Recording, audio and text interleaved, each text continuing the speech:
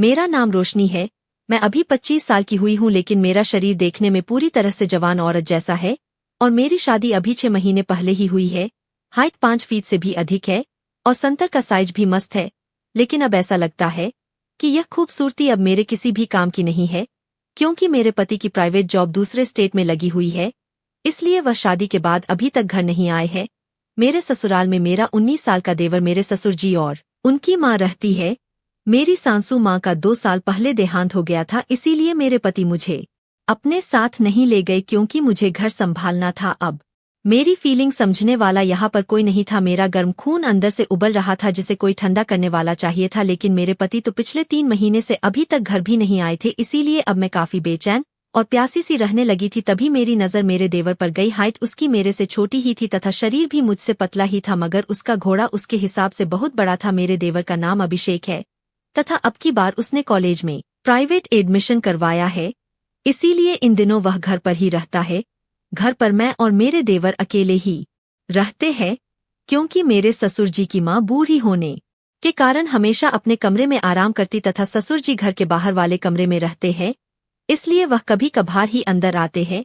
पहले मैं अपने देवर को वैसी नज़रों से नहीं देखती थी, लेकिन जिस दिन से मैंने अभिषेक के घोड़े को देखा उस दिन से मेरी तो नजरें ही बदल गई। उस दिन अभिषेक को लगा कि घर में कोई नहीं है, इसलिए वह अपने कमरे में वीडियो देखता हुआ घोड़े से खेल रहा था। तभी अचानक मेरा वहां से गुजरना हुआ और मेरी नज़र खिड़की पर गई, क्योंकि से थोड़ी थोड़ी वीडियो की आवाज आ रही थी। जब मैंने खिड़की में से झांक कर देखा तो मेरे तो होश ही उड़ गए। पिछले 3 महीनों में मैंने पहली बार घोड़े के दर्शन किए थे। घोड़ा खड़ा था तथा अभिषेक उसे अपने हाथों से धीरे धीरे सहला रहा था। यह देखकर मेरा तो वहीं पानी छूट गया। बस उसी दिन से राहुल के घोड़े की सवारी करने को जी मचलने लगा। उस दिन मैंने अपने पति को भी फोन किया कि अब आप आ जाइए, मुझसे अब और नहीं रहा जा रहा। कब तक ऐसे अकेली ही तड़पती रहूंगी, मेरा भी मन करता है।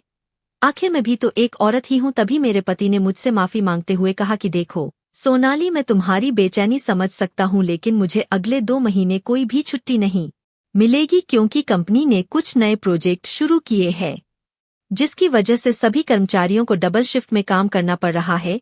इसीलिए अगले 2 महीने छुट्टी मिलना तो नामुमकिन है। बस 2 महीने और इंतजार कर लो सोनू, फिर तो मैं ले लेकर तुम्हारा बुरा हाल कर दूंगा। ऐसा कहकर मुस्कुराते हुए उन्होंने फोन काट दिया। जैसे तैसे करके सुबह हो गई। सुबह मैंने सभी के लिए चाय नाश्ता बनाया और राहुल के लिए स्पेशल कमरे में लेकर चली गई। जैसे ही अभिषेक के कमरे में गई तो मैंने देखा कि अभिषेक अभी तक सो रहा था और सोने की वजह से घोड़ा एकदम सीधा खड़ा था। उसे देखकर मुझसे बिल्कुल भी रहा नहीं गया और मैंने उसे छू लिया। घोड़े को छोड़ते ही मेरे शरीर में करंट सा दौड़ गया, लेकिन तभी मैंने देखा कि अभिषेक जग गया है और वह मेरी तरफ ही देख रहा है। इसके बाद मैं जल्दी से पीछे हटी और बोली कि देवर जी अब उठ भी जाओ, सुबह हो गई है। इसके बाद राहुल ने मुझे गुड मॉर्निंग कहा और मुंह धोने चला गया। मैं अभी वहीं बैठ गई और सोचने लगी शायद अभिषेक ने नहीं देखा होगा। इसके बाद अभिषेक वापस अपने कमरे आ गया और हम दोनों देवर भाभी आपस में बातें करते हुए नाश्ता करने लगे। तभी मैंने पेट दर्द का बहाना बना लिया और जोर जोर से कराने लगी। अभिषेक हड़बड़ाकर पूछने लगा कि क्या हुआ भाभी, आप इतनी तकलीफ में क्यों लग रही हो? तभी मैंने अभिषेक से कहा कि अभिषेक पता नहीं क्यों आज सुबह से ही रुक रुक कर मेरा पेट दर्द कर रहा है। तभी अभिषेक बोला, ठहरो भाभी, मैं आपके लिए पेट दर्द वाली गोली लेकर आता हूँ। मैंने जानबूझकर पेट दर्द का बहाना बनाया था ताकि अभिषेक को अपने आगोश में ले सकूं। तभी मैंने उसे रोकते हुए कहा कि अभिषेक, पेट दर्द वाली गोली तो मैं कब की ले चुकी हूँ, हो सके तो थोड़ी देर तुम मेरा पेट दबा दो। अभिषेक पहले तो थोड़ा सा हिचकिचाहट पर बैठा और पेट दबाने लगा। उसे समय मुझे बहुत अच्छा महसूस हो रहा था। अब अभिषेक की नजरें भी इधर उधर जा रही थी। तभी घर में ससुर जी के आने की आवाज सुनाई दी तो मैं अभिषेक को कहा कि चलो ठीक है अभिषेक, मैं खाना पकाती हूँ, आज तुम्हारे पिताजी को बाजार जाना है। इसके बाद मैं रसोई घर में चली गई तथा खाना बना दिया और ससुर जी तथा बूढ़ी सास को परोस दिया। मैं रसोई में राहुल के लिए रोटियां बना रही थी। तभी पीछे से अभिषेक रसोई में आ रहा था।